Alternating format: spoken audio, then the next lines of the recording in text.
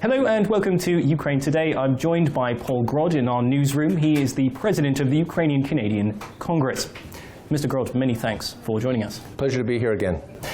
Just to put our conversation in context, you're here with a Canadian delegation who are in Kiev, including the Foreign Minister of Canada.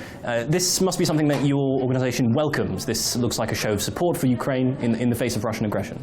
Absolutely, and as Minister Dion said today in his press conference, that he's here as one of his first international trips, first here officially, because Minister Dion has been to Ukraine in the past as an election observer. And it's his first visit here in his official position to reiterate Canada's support and the new government of Liberal government of Justin Trudeau and their staunch support and unwavering support for Ukraine in the face of Russian aggression. So do you expect to see more of the same from the new Liberal government that we had from the Conservative government under Stephen Harper? I mean, Harper was widely acknowledged to be a very vocal critic of Russia and did come out strongly on Ukraine's side over the past couple of years. Are you expecting to see more of the same? What you see with every change in government, the new government always tries to distinguish themselves from previous governments. The one thing that was made clear to us, both in the run-up to the elections when we met with Justin Trudeau and during the election campaign, was that they were going to take a different tact when it came to engaging Russia. However, they would continue along the same direction in terms of their support for Ukraine.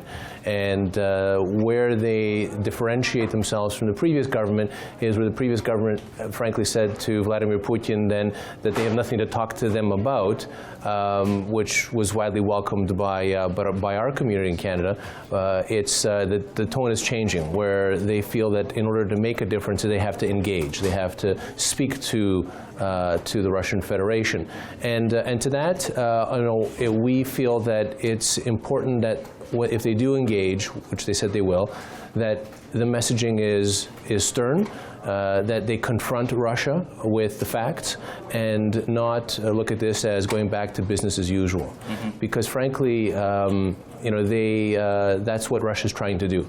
They're trying to water down the sanctions. They're trying to get rid of the sanctions. They're trying to, right now, make it look like it's Ukraine's fault that the Minsk agreements are not being implemented. Russia continues to blame Ukraine for the crisis, which is farcical. And it's important for us as the Ukrainian Canadian community to ensure that Canadian decision makers, parliamentarians, government officials are aware of the situation. And so I briefed Minister Dion about a month ago about the situation in Ukraine, had a very concrete discussion with him and emphasized the need for Canada to demonstrate their show of support. And Minister Dion then decided to make a special trip to Ukraine to really emphasize that. Unfortunately, the Russian propaganda machine continues to obfuscate the situation and make it look as though Canada is somehow watering down their position vis-a-vis Ukraine, and that is not the case. I think recently we had the Russian Foreign Minister Sergei Lavrov trying to make it seem like the Canadian government, in his words, was blindly following the demands of certain Rabid representatives of the Ukrainian diaspora.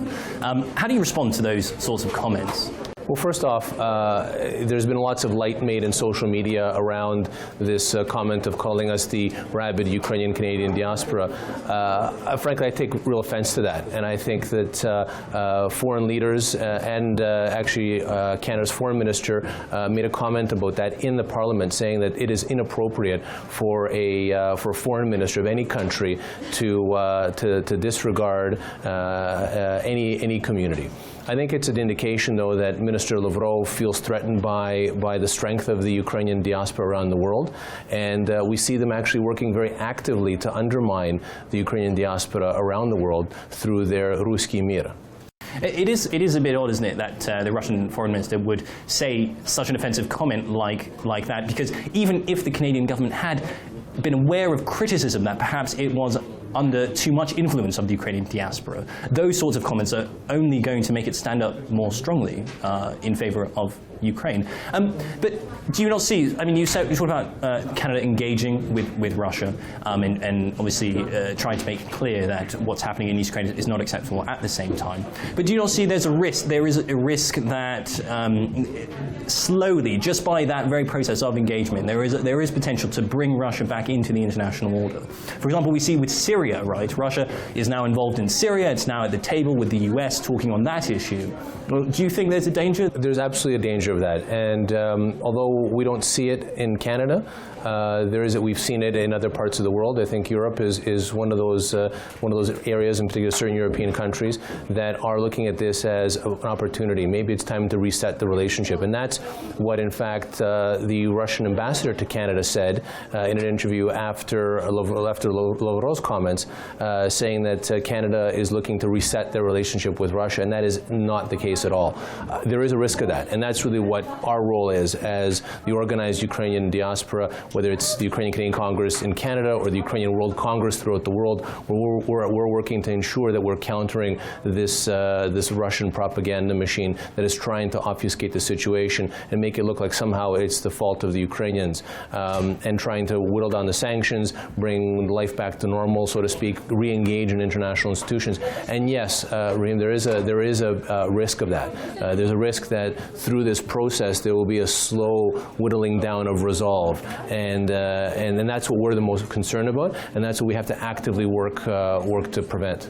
And Mr. Grohl, do you see, though, in future, under some conditions, that the Ukrainian diaspora and the Russian state could actually have good fraternal relations?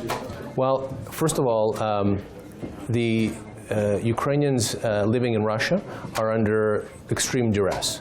Organizations, the Ukrainian community organizations in Russia have for the most part been shut down. I was planning on visiting Russia to meet with our Ukrainian community to talk about how the Ukrainian Canadian community has been successful over the last 125 years and just talk to them, because there's a huge Ukrainian diaspora in Russia. However, I was sanctioned and banned from ever entering Russia. And I can't imagine a return to any kind of normal relationship with this current Russian regime, because quite frankly, they have invaded a foreign country, they have abused human rights of Russian citizens, whether it's in occupied Crimea, whether it's in eastern Ukraine, or whether it's in their own country. And quite frankly, until Russia becomes a true democracy that respects the human rights of its own people, I think the rest of the world has a Russia to be very concerned about. And what is the status of relations with Ukrainians in Russia? They obviously are the biggest Ukrainian diaspora in the world, but obviously in the current situation, it must be quite fraught when you have dealings with them. I mean, if you're able even to be in touch with them.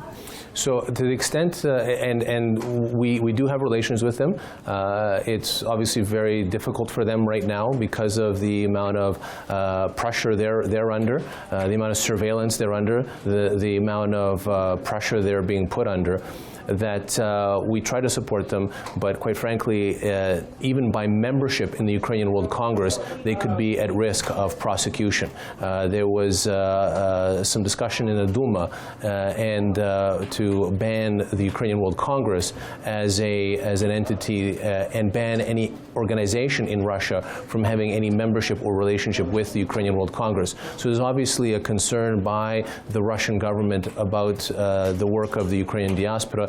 And quite frankly, we're not working to undermine anything in Russia. We want to see the same thing that Russian liberal Democrats want to see, and that is a country that is a true democracy that respects the human rights of its own people. What we want is for Russia to leave Ukraine alone and let the Ukrainian people make their own decisions and what kind of world and what kind of destiny they want for themselves.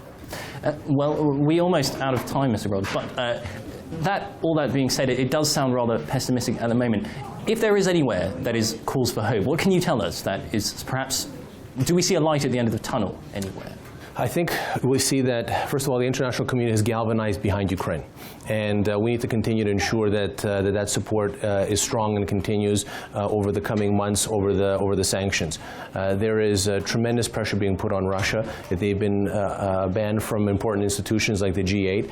And there is an outpouring of continued support. and I see this from this new Canadian government, is that they want to continue to support Ukraine and help it become a real successful democracy and a successful economy. So light at the end of the tunnel is the improving, gradually, but improving economic situation in Ukraine. And that's what we're trying to do and help, and the Canada-Ukraine Free Trade Agreement is one of those examples that we hope to have ratified later this year, and really implement that to help Ukrainian manufacturers export into the West and help Ukraine become a prosperous economy, because that's really the way we're going to win this war, is by Ukraine becoming a successful, economic, prosperous democracy. And that's light at the end of the tunnel, and that's what we're working towards. Well, Mr. Grod, that is where we'll have to leave it, unfortunately, but I'd like to thank you very, very much for coming to speak with us here. My pleasure, Raheem, anytime. You've been watching Ukraine Today. I've been joined by Paul Grod, the President of the Ukrainian Canadian Congress. Many thanks for watching. Do join us again next time.